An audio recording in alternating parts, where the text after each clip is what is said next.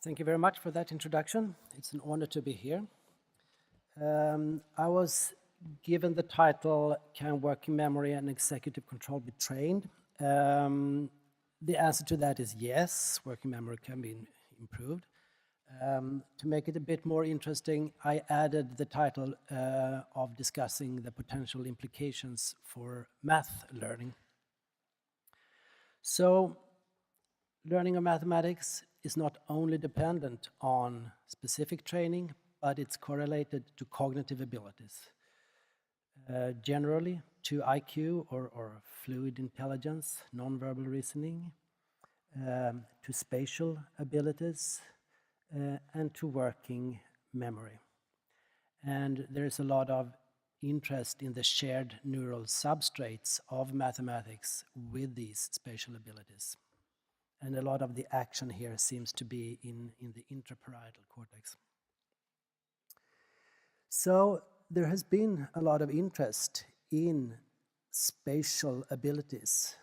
Training on spatial abilities is encouraged by educators. And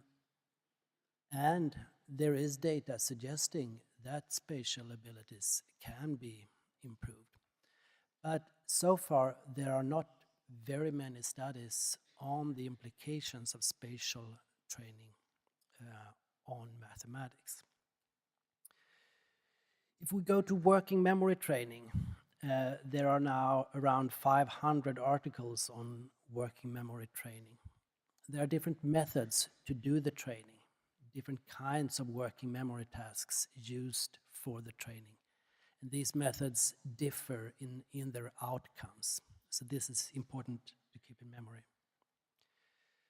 So if I should try to summarize these 500 papers, I think that we can conclude that working memory can be improved. So that means you do not only improve on the working memory tasks that you train on, but also on other working memory tasks. So for example, training on this CogMed tasks, which are spatial tasks, makes you better at keeping instructions in working memory. This diagram here is 6 meta-analyses summarizing the effects of working memory training more generally. So you could call this near transfer, but I would argue that it is useful nevertheless. For example, being able to remember instructions is a useful thing in school. A second branch of this research concerns the neuroscience, and this is of particular interest to me. This is an illustration from a recent meta-analysis. Working memory here is a tool to study cognitive plasticity. And a lot of action here is both on the intraparietal cortex and prefrontal cortex interacting with basal ganglia, and there's a lot of interesting research here on the genetics, on cognitive plasticity, etc. But I will not go into details here. Then, if we look at further transfer, I think one of the more consistent findings is that working memory training improves attention in everyday life. So there are 5 randomized controlled trials with active control groups showing that at least one particular type of working memory training improves symptoms or attention behavior in everyday life. And this is not very surprising because the brain systems of working memory and attention are very similar in the brain. But outside of this, things are starting to get a little bit confusing. So people have looked at IQ, long-term memory, stroke, dementia, etc. And the question is, what kind of effects do we have, for example, on mathematics? Here are 13 studies that all used one specific method of working memory training, which again is this CogMed method that I was a part of developing. And as you can see, there are small stars here indicating that we do have significant effects. You can see this. But the stars here indicate significant effects. And you also have some promising effect sizes. Now, this is glass is half full here. So you could say that it seems to be some signal here. But on the other hand, there is no consistency. It's not that all studies show significance. So what could this depend on? Well, it could have to do with statistical power and p-values. It could be dependent on differences in outcome measures and differences in population characteristics. One question we wanted to investigate was if you could do training at the same time as mathematical learning, and if this would enhance the effect. So we had children randomized into 4 groups. One group was doing reading training, and that was a version of the grapho game. One group were doing reading and working memory training, one group reading and mathematical training, and one group working memory and mathematics. They were doing this 30 minutes per day for 8 weeks, and we had 6-year-old children part of this trial. And we also had a composite math measure of addition, subtraction, and verbal mathematical problem solving. So this is a new software we developed.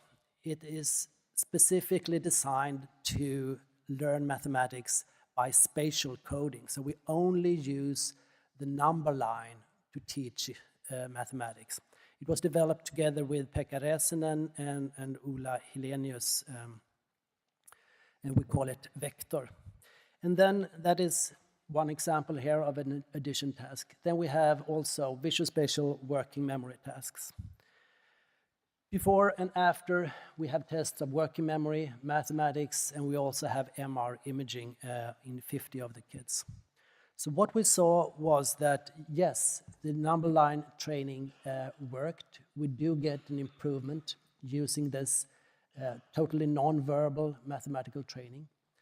The graph to the right here shows that during training, it seems to be beneficial to combine the math training with working memory training compared to reading. And the graph to the left here, that's the outcome measures that were given before and after. And you can also see that there seems to be an interaction here between a beneficial effect of combining mathematics and working memory. But there was one important lesson, and that was that the benefit of working memory training dependent on the baseline characteristics.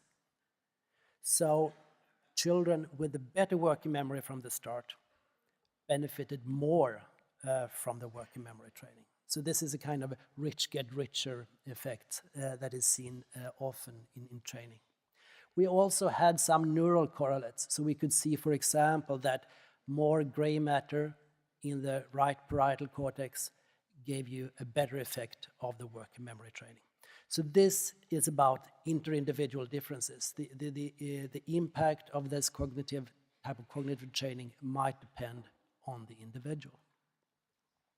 So this software was done by later developed with a non-profit organization, so it's now freely available. We have more than 350,000 users. About 30% of 6-year-old children in Sweden are using it. Teachers seem to like it. 98% of teachers would recommend our schools using Vector. And as I said, it's only based on the number line. It's not a single word in this software, which means that we can use exactly the same software in global projects. And we're using that in Mexico and India, and a large project ongoing in rural schools in Argentina. So if you're interested in doing a project with this software, please contact me. Also, this foundation is out of money, so if you have a big pile of money, please contact me. What we're doing next now is that we have a lot of data that we're trying to analyze and draw conclusions, because this is only a start. We want to improve further upon this software. So one idea here is to gradually introduce new tasks and mutate the training gradually based on ongoing trainings. And two areas we are interested in is spatial training and reasoning training. So here I'll show some preliminary data. This was analyzed by a PhD student in my group, Nicholas Judd. So he analyzed data from more than 3,000 children. They were between 5.5 and 7.5 from the fall 17-18. And we had built-in testing in this software. So during first week and in the 5th week, there are tests of addition, subtraction, numerosity, and number comparison without any number lines. So it's a kind of a transfer measures that are built in. And we still have the same number line tasks. We have visual spatial working memory, but we also introduce mental rotation training for some kids and reasoning training for some kids. So the logic was this: during the first week, all kids do the same thing, so that we can have common baseline measurements. Then they are randomized into either the first branch here, which is the default version based on prior research, or the second one, where we take 15% of the time and spend it on rotation training instead. So ideally, we would, of course, use perhaps 50% of the time, and we would have one branch that is totally useless. But we can't do that, because this is part of what the kids do in school. But we allow ourselves to take 15%, hopefully get an indication. If it's a good indication, we take one step further. So we ask, is cognitive performance at all correlated to mathematics for these new tasks in this situation? Is cognitive performance improved by training? And is improvement in cognitive performance correlated with improvement in math? First question here. Here we see baseline performance, so before training. And we can see up here, in red are the correlations to a latent factor of mathematical tests. So visual spatial working memory correlates 0.52 to baseline mathematics. The reasoning tasks, sequential ordering, correlates 0.45. Rotation correlates 0.45. So mental rotation with mathematics, 0.45, and sequential ordering, 0.44. So yeah, this confirms prior studies showing that we do have the correlations that we would expect. Next question, do they improve on what they're training? Here we can see the improvement for up to the left, the improvement on the number line tasks, rather linear. Here is improvement on the rotation training. There is a very, very small error bar shaded, but you can't see it because there are a lot of trainings. And sequential ordering, they improve on the reasoning, and they improve on the working memory tasks.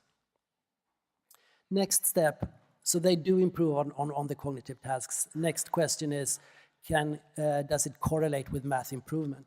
So what we're looking at here is the tests of addition, subtraction, numerosity, and number comparison done during week 5. So a composed measure of these tasks.